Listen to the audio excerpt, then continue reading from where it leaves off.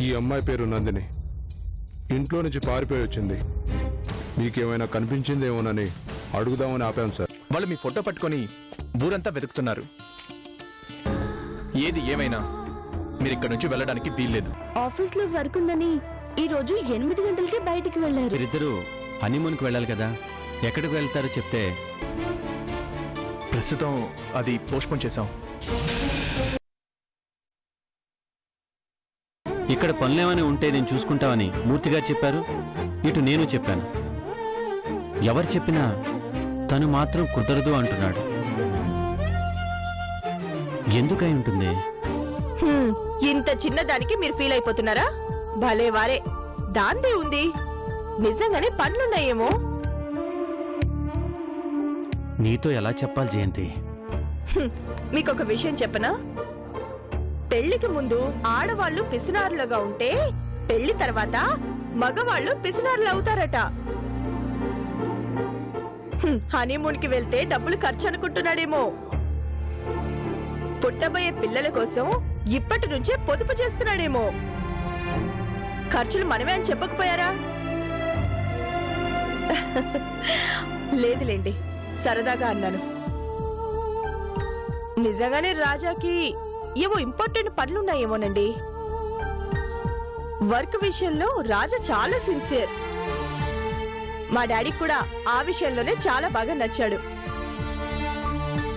ఇప్పుడు కాకపోతే తర్వాత వెళ్తారులేండి. మీరింత చిన్న విషయానికి ఫీల్ అయిపోవడం ఎందుకు? పోనీ వాళ్ళకంటే ముందు మనం వెళ్ళొద్దామా ఏంటి హనీమూన్ కి?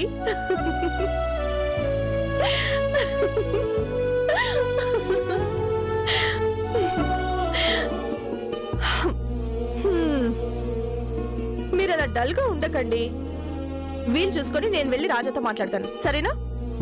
వస్తాను.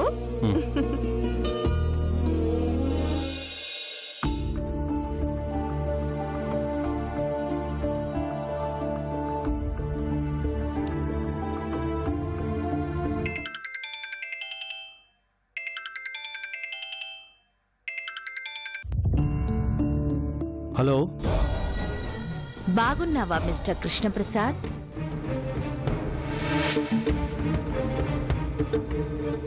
ఎవరు ఎవరు మాట్లాడేది?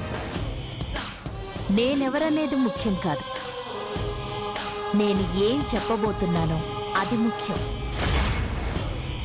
నువ్వు కృష్ణప్రసాద్వి అయినా నువ్వు శ్రీరామచంద్రుడివే అని నీ భార్య నమ్మినా నువ్వు ఎలాంటి వాడివో నాకు తెలుసు. ఏయ్, ఏం వాగుతున్నావు? అసలు నువ్వెవరో? నేనెవరైతే ఏముందిలే, నీకొక షాకింగ్ న్యూస్ చెప్పనా? నీలాగే నీ అల్లుడు కూడా మరో ఆడదానితో కలిసి తిరుగుతున్నాడు. నీ రూట్లోనే నడుస్తున్నాడు. షడప్! నా అల్లుడు గురించి నాకు బాగా తెలుసు. నీలాంటి వాళ్ళ మాటలు వినాల్సిన అవసరం నాకు లేదు. నోరు మూసుకొని ఫోన్ పెట్టాయి. అల్లుడు మీద నమ్మకం ఉండొచ్చు మిస్టర్ కృష్ణప్రసాద్. నిన్ను కూడా చాలా మంది మంచివాడివనే అనుకున్నారు. కానీ నువ్వెవరికీ అన్యాయం చేయలేదా? అలాగే నీ అల్లుడు రాజా కూడా పైకి మంచివాళ్లాగా ఉత్తమ పురుషుళ్లాగా నటిస్తూనే మరో ఆడపిల్లతో చాటుగా. ఏయ్, నోరు మూసుకొని ఫోన్ పెట్టు. నేను చెప్తున్నది నిజమో అబద్ధమో తెలుసుకోవాలి అంటే ఈరోజు ఉదయం 11:30కి చిక్కడపల్లిలోని డాక్టర్ మాధురి అనే సైకియాట్రిస్ట్ దగ్గరికి ఒక ఆడపిల్లతో నీ అల్లుడు వస్తున్నాడు. వెళ్ళి చూసి తరించు. హలో హలో హలో,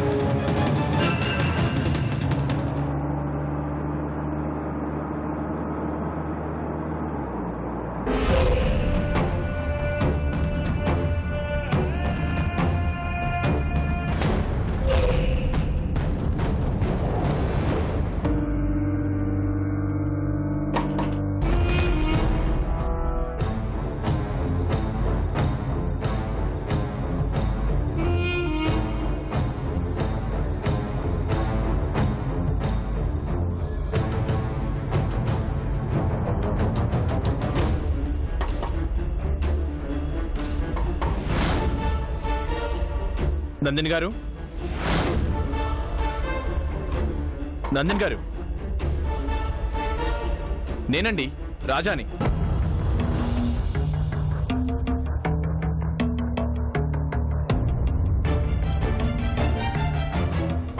నందిని గారు,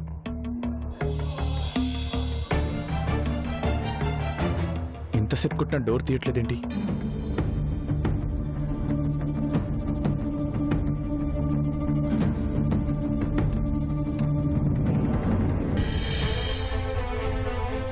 నందిని గారు, నందిని గారు,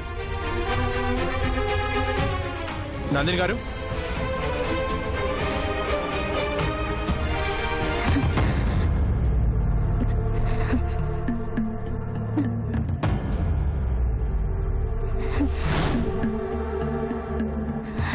నందిని గారు,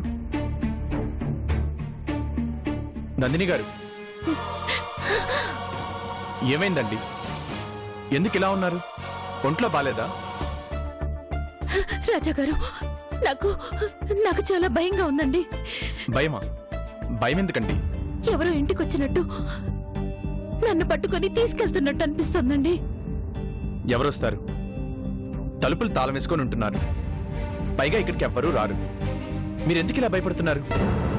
ఏమోనండి, ఏ చిన్న శబ్దం విన్నా భయంగా ఉంది. ఈ శబ్దం మరీ భయంగా ఉంది. లేకపోతే తలంతా తిరిగిపోతున్నట్టు గుండెల్లో బరువుగా అనిపిస్తోంది. చాలా నీరసంగా అనిపిస్తోందండి. మీకు ఒంట్లో బాలేదు, అందుకే అలా మీకు అనిపిస్తుంది. పదండి, నాకు తెలిసిన ఒక డాక్టర్ ఉన్నారు, ఆయన దగ్గరికి వెళ్తాం. నీకు తెలిసిన డాక్టర్ దగ్గరికి వెళితే నా గుట్టు తెలిసిపోదు. నేను చెప్పిన డాక్టర్ దగ్గరికి వెళ్తే నీ గుట్టు మీ మామగారికి తెలుస్తుంది.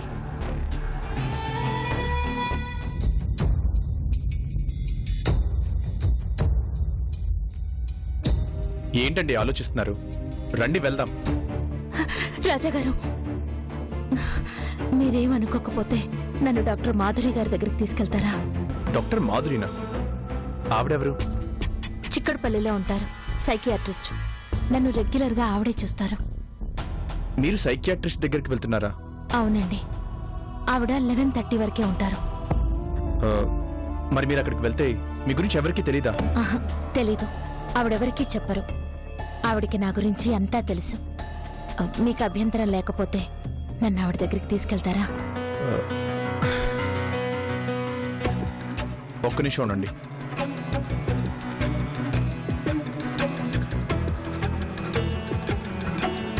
హలో, మూర్తి గారు, నేను రావడం కొంచెం లేట్ అవుతుంది. మీరు ఒక పని చేయండి.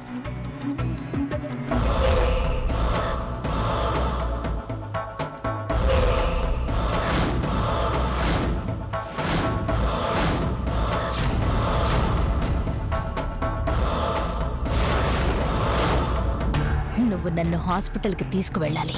మీ మామ అక్కడ నీకోసం రెడీగా ఉన్నాడు. మనల్ని చూస్తాడు. తన కూతురి జీవితం నాశనం అయిపోతున్నందుకు కుమిలి కుమిలి ఏడుస్తాడు. సరే, ఉంటాను. టైం అవుతుంది, బయలుదేరదామా? పదండి.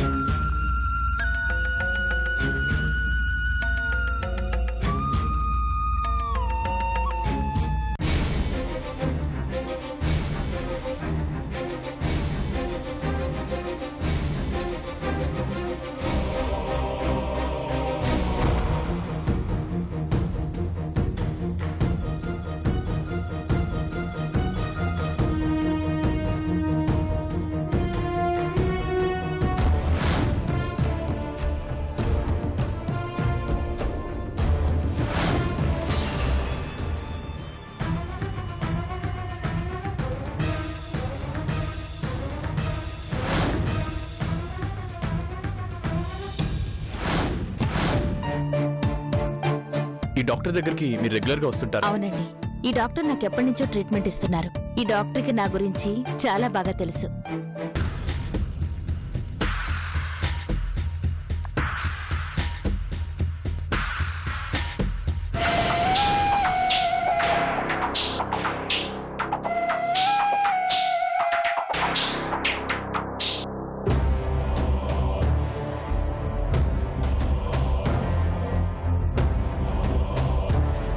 ఎక్స్క్యూజ్ మీ, చెప్పండి సార్. డాక్టర్ గారిని కలవాలి. పేషెంట్ పేరు చెప్పండి. నందిని.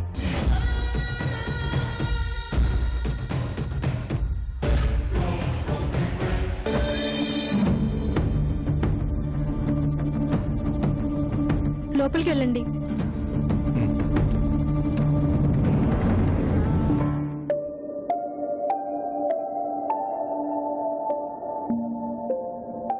నమస్తే డాక్టర్.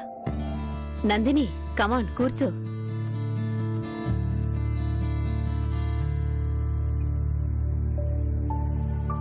ఏమైపోయావు? నిన్ను రెగ్యులర్గా కలవమని చెప్పాను కదా, ఎందుకు మానేశావు? ట్రీట్మెంట్ మధ్యలో అలా బ్రేక్ చేయకూడదు నందిని. బ్రేక్ చేయకూడదని నేను అనుకున్నాను డాక్టర్, కానీ ఏం చేయను. మా నాన్న నన్ను ముసలాడికిచ్చి పెళ్లి చేయాలని చూశారు. అది తప్పించుకోవడం కోసం ఇంట్లోంచి పారిపోయాను. చాలా మంచి పని చేశావు. ఇతనెవరు? నీ బాయ్ ఫ్రెండా? కాదు డాక్టర్, నా పాలిట దేవుడు. నాకు రక్షణ ఇచ్చి ఉండడానికి ఇంత చోటిచ్చిన మంచి మనిషి. అలాగా, ఐఎమ్ సారీ అండి. It's okay doctor. ఈ అమ్మాయి చాలా మంచిదండి. వాళ్ళ ఇంట్లో పరిస్థితులు నాకు తెలుసు. తనకి చాలా సాయం చేశారు. నిజంగా మీరు చాలా గొప్పవాళ్ళు. అయ్యో అదేం లేదండి, మీరు మరీ నన్ను పొగడకండి. ఇందులో నేను చేసిందేం లేదు. ఇంట్లో ఇబ్బందిగా ఉంది అంటే నా గెస్ట్ హౌస్లో ఉండమని చెప్పాను అంతే. ఈ రోజుల్లో ఈ మాత్రం సాయం చేసేవాళ్ళు ఎవరున్నారు చెప్పండి? మిమ్మల్ని తను దేవుడంటంలో ఏం తప్పులేదు.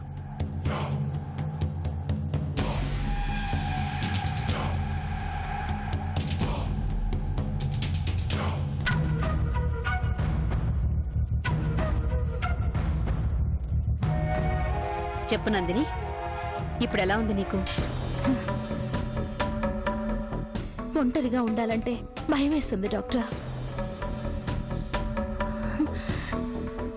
ఎవరో వచ్చి నన్ను పట్టుకుంటున్నట్లు, ఎవరో నన్ను చంపడానికి వస్తున్నట్లు అనిపిస్తోంది. ఓ, నేను చెప్పాను కదా, నీకున్న సైకలాజికల్ ప్రాబ్లం వల్ల అలా అనిపిస్తూ ఉంటుంది.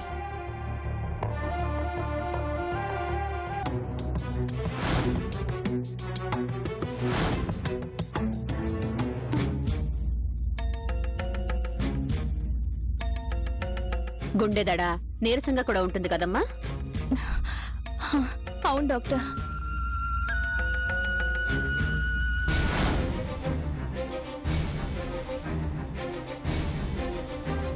Don't worry.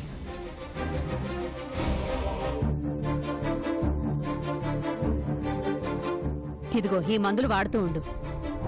అప్పుడప్పుడు వచ్చి మాత్రం కనబడుతూ ఉండు. నిర్లక్ష్యం చేయకు, చాలా ప్రమాదం. అలాగే డాక్టర్, వెళ్ళొస్తాను. మంచిదమ్మా. ఉంటాను డాక్టర్. Thank you. అలాగే.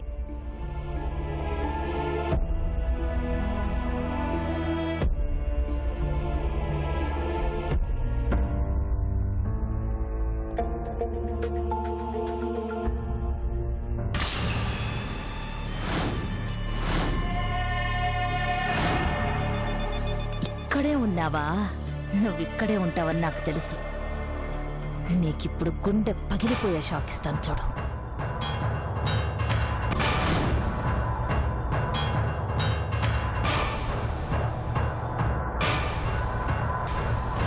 నందిని గారు వెళ్దామా? పదండి.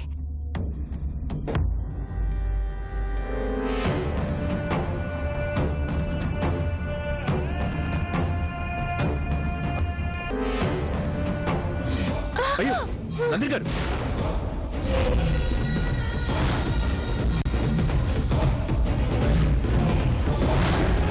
నందిని గారు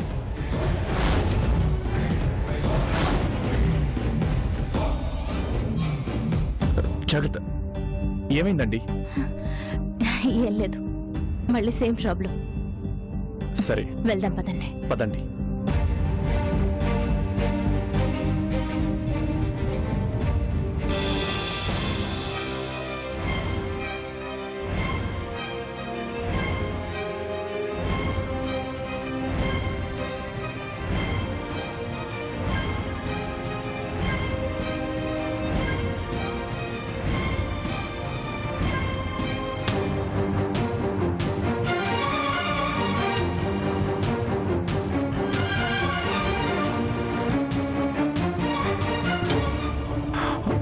ఎక్స్క్యూజ్ మీ అండి, డాక్టర్ మాధురి గారు ఉన్నారా? ఎస్, నేనే. చెప్పండి. డాక్టర్, నా పేరు కృష్ణప్రసాద్. నాకు కొంచెం ఇన్ఫర్మేషన్ కావాలి. ఏంటో చెప్పండి. ఇందాక మిమ్మల్ని కలవడానికి ఇద్దరు వచ్చారు. రాజా అని, తనతో పాటు ఇంకొక అమ్మాయి ఆరెంజ్ శారీ కట్టుకుంది. అయితే ఆ అమ్మాయి ఎవరు? ఎందుకు వచ్చింది? రాజా ఆ అమ్మాయిని ఇక్కడికి ఎందుకు తీసుకొచ్చాడు? ఈ వివరాలన్నీ కొంచెం చెప్పండి మేడం, ప్లీజ్. మీరు వాళ్ళకేమవుతారు? నేను నా గురించి ఎందుకులే డాక్టర్. అప్పుడు వాళ్ళ గురించి మీకెందుకు? అది కాదండి. చూడండి, నా పేషెంట్కి సంబంధించిన వివరాలు దాచిపెట్టడం నా ధర్మం. మీరే కాదు, ఎవరడిగినా నేను చెప్పను. Please doctor. సారీ, ఇంకెప్పుడు ఇలాంటి వివరాలు నన్ను అడగండి. Doctor, doctor. ఛ!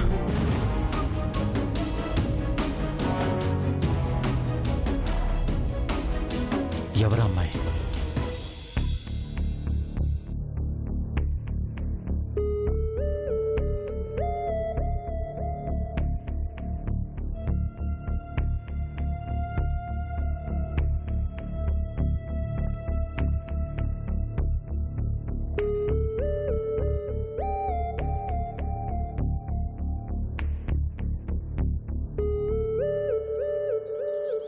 అయ్యో నందిని గారు,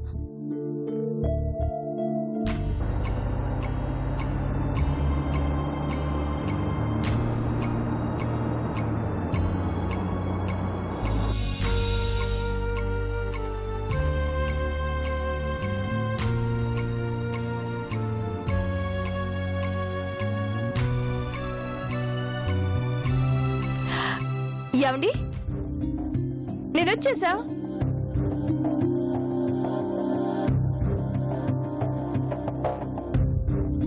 సాయంత్రం రావడం లేట్ అవుతుందని చెప్పానా? ఆఫీస్కి వెళ్లేసరికి రావాల్సిన వాళ్ళు రాలేదు. దాంతో ప్రోగ్రాం మొత్తం క్యాన్సిల్ అయింది.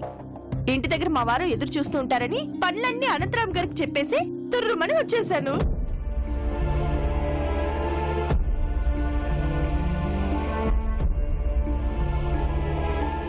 ఏంటండి, ఏం మాట్లాడరేంటి?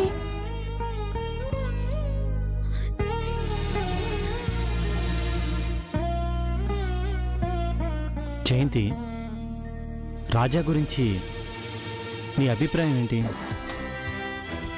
రాజా గురించి నా అభిప్రాయం అడగటం ఏంటండి? చెప్పు జయంతి.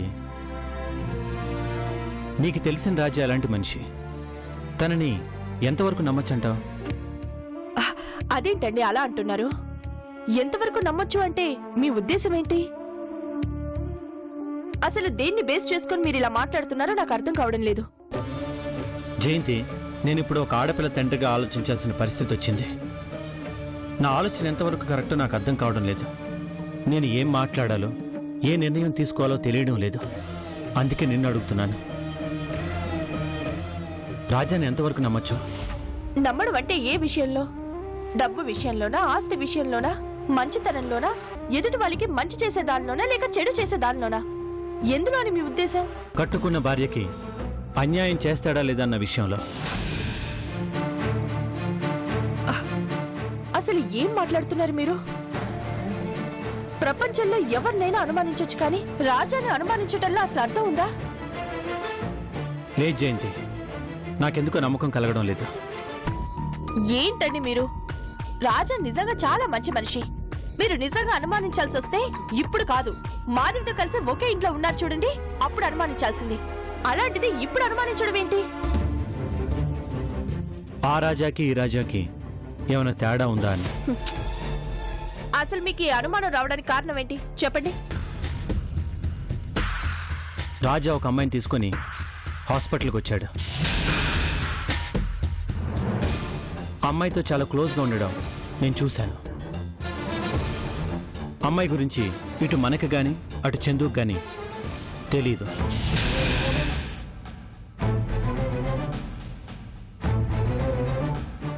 నిజం చెప్పు, ఎవరు అమ్మాయి?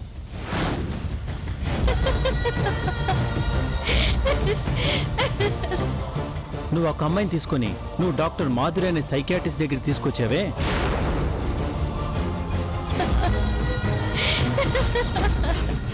ఆ అమ్మాయి ఎవరు అని అడుగుతున్నాను.